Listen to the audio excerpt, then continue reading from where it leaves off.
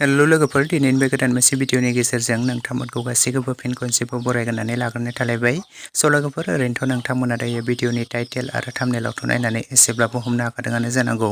दिनै आं मानि सायाव भिडिअखौ लानानै फैदों। लोगोफोर, नोंथांमोना बे बर' सावथुननि सायाव आबुङै मिथिनो थाखाय फार्स्टनिफ्राय लानानै जोबजासे नायलांबाय थायोब्लानो जाबाय।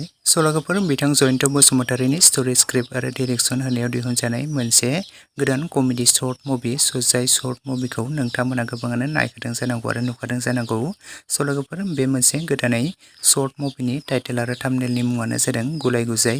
लोगोफोर, बे मोनसे गुलाय गुजाय मोनसे कमेडि शर्ट मुभियावनो जों गाहायै फाव खालामनायखौ नुनो मोन्दों जयन्त बसुमतारी, फैलाव बसुमतारी, प्रिया बसुमतारी, बिबुंथि आरो बे गोदान मोनसे शर्ट मुभिनि मिउजिकखौ होदों राजकुमार गयारी। लोगोफोर, बे मोनसे गोदानै गुलाय गुजाय मोनसे कमेडि शर्ट मुभिखौ बिथांमोना पार्ट 1 खौ रिलिज खालामनानै होखाबाय आरो लोगोफोर नोंथांमोना गोबाङानो नायखाबाय आरो नुखाबाय आरो लोगोफोर नोंथांमोना बेनि पार्ट 2 खौ जोबोरैनो नायनो थाखाय एक्साइटेड जाना दंमोन। बेनि पार्ट 2 खौबो दाखालि बावैनो बिथांमोना रिलिज खालामनानै होखाबाय अलरेडि। नोंथांमोना दासिमाव नायालासिनो थादोंब्ला फेमिलि एन्टारटेनमेन्ट चेनेलनि गेजेरजों नोंथांमोना बयबो नायहैनो हागोन लोगोफोर। आरो लोगोफोर, नोंथांमोननि थाखाय मोनसे गोजोनथाव खौरांबाव, बिथांमोना नोंथांमोननि सापर्ट आरो मदद मोनोब्लानो बेनि पार्ट 3 खौबो लाबोबावगोन। नोंथांमोना बयबो नायनो थाखाय बेनि पार्ट 3 खौ नेनानै थाथ'लायब्लानो जाबाय।